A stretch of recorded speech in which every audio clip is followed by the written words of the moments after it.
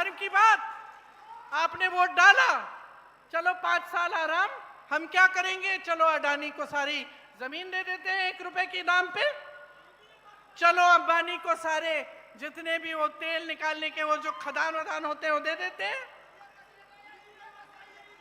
देखिए, इस देश के आप आंखें मूंद के बैठ गए, आपने धर्म के आधार पर अपना वोट दे दिया, और इन्होंने क्या किया, इस देश को बेच डाला, इस देश को अपने बड़े बड़े दोस्तों को दे दिया। वो संपत्ति आपकी थी, वो महात्मा गांधी जी की शहादत, आपकी स्वतंत्रता, आपकी संपत्ति को बनाने के लिए थी, और सारी संपत्ति अपने दोस्तों को दे दी। नमस्कार, आपके साथ मैं रोहित कुमार, आप न्यूज फॉर नेशन पर। प्रियंका गांधी पहली बार बिहार में किसी चुनावी जनसभा को संबोधित करने के लिए बिहार के मोतिहारी पहुंची। हजारों की भीड़ के सामने प्रियंका गांधी ने केंद्र की मोदी सरकार के साथ साथ बिहार की नीतीश सरकार पर जोरदार हमला बोला। प्रियंका गांधी मोतिहारी में अपनी बात को कहते हुए कह रही थी कि चुनाव के वक्त में ये सरकार पैसे के दम पर वोट चोरी करने की कोशिश करे। क्या कुछ कह रही है प्रियंका गांधी मोतिहारी में, मंच पर सुनवाते हैं आप। चुनाव आया, धर्म की बात, आपने वोट डाला, चलो 5 साल आराम, हम क्या करेंगे, चलो अडानी को सारी जमीन दे देते हैं 1 रुपए के दाम पे, चलो अंबानी को सारे जितने भी वो तेल निकालने के वो जो खदान वदान होते हैं वो दे देते हैं। देखिए, इस देश के आप आंखें मूंद के बैठ गए, आपने धर्म के आधार पर अपना वोट दे दिया, और इन्होंने क्या किया, इस देश को बेच डाला, इस देश को अपने बड़े बड़े दोस्तों को दे दिया। वो संपत्ति आपकी थी, वो महात्मा गांधी जी की शहादत, आपकी स्वतंत्रता, आपकी संपत्ति को बनाने के लिए थी, और सारी संपत्ति अपने दोस्तों को दे दी। हाँ, अडानी और अंबानी को देश के खदान, देश के हवाई अड्डे, देश के बड़े बड़े उद्योग, आप नाम लीजिए, या तो अडानी का है या अंबानी का है। किसके दोस्त हैं, किसके दोस्त हैं? मोदी जी के दोस्त है ना? अच्छा, मोदी जी का एक और दोस्त है, कौन है? जिसने आपके मखानों पे टैक्स लगाई है, वो मोदी जी के दूसरे दोस्त ट्रंप जी हैं, अमेरिका के राष्ट्रपति। मोदी जी हाथ पकड़ के चलते हैं, उनके साथ चलते हैं ना, देखिए फोटो। आपके साथ कभी हाथ पकड़ के चले हैं? कभी इस देश के किसान के साथ हाथ पकड़ के चले हैं? कभी यहां आके देखा है कि किसानों की क्या हालत है? खाद नहीं मिल रही है, कोई समर्थन नहीं है, जहां देखो जीएसटी जीएसटी, हर चीज में ट्रैक्टर, पेट्रोल, ये वो। अब चुनाव आ रहा है, कम कर दिया।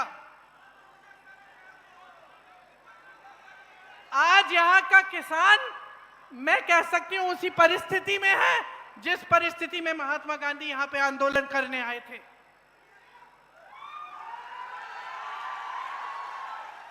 कोई सुनवाई नहीं है आपकी इस सरकार में।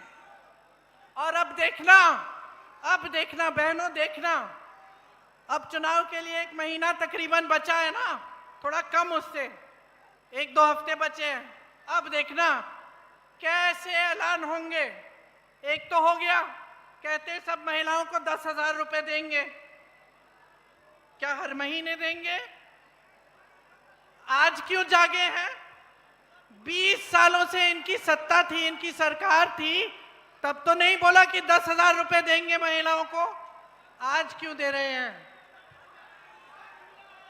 आपके वोट के लिए, आपके वोट के लिए दे रहे हैं। चुनाव को खत्म होने दीजिए, ये भी बंद हो जाएगा। मेरी बहनें हंस रही हो?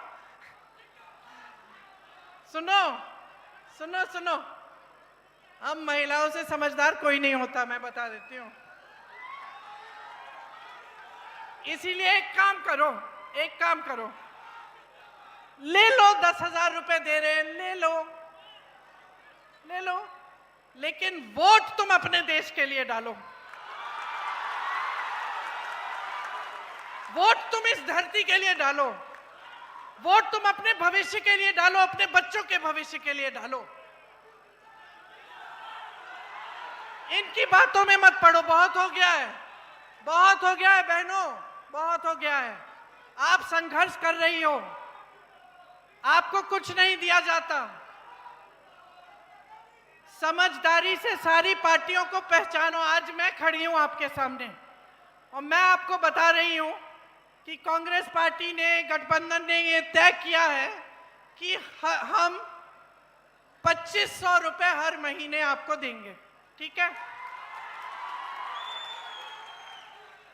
अब कल को मैं भूल गई और ये काम नहीं हुआ तो मुझे दंड देनी पड़ेगी, आपको देनी पड़ेगी।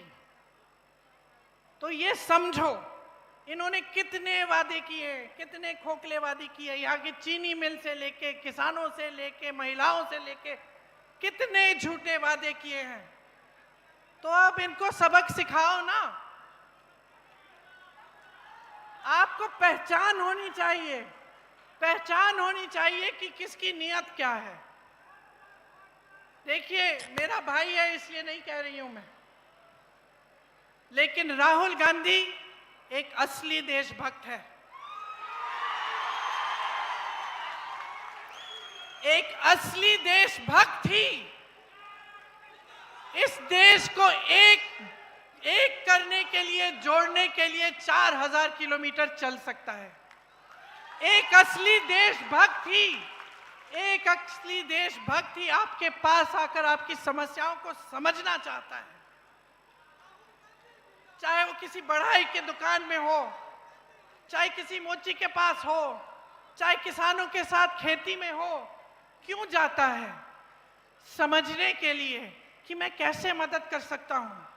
सरकार कौन सी स्कीम ला सकती है जब हमारी सरकार होगी जिससे आपका उत्थान हो सके। उसको असली देशभक्त कहते हैं, जो इस देश के लिए मरने के लिए तैयार हो। असली देशभक्त सुनिए, असली देशभक्त चोरी से सत्ता में नहीं आते।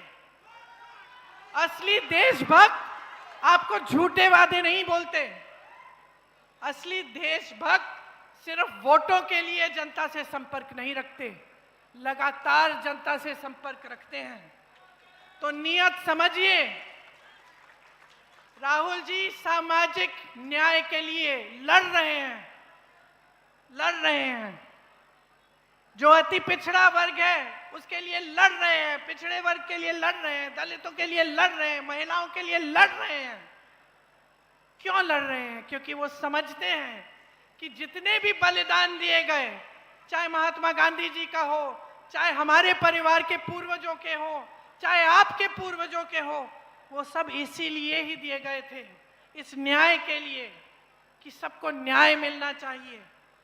इसीलिए जो कांग्रेस पार्टी आपके लिए इस चुनाव में काम करना चाहती है, चुनाव के बाद अगर सरकार में आती है, उनको समझना बहुत जरूरी है।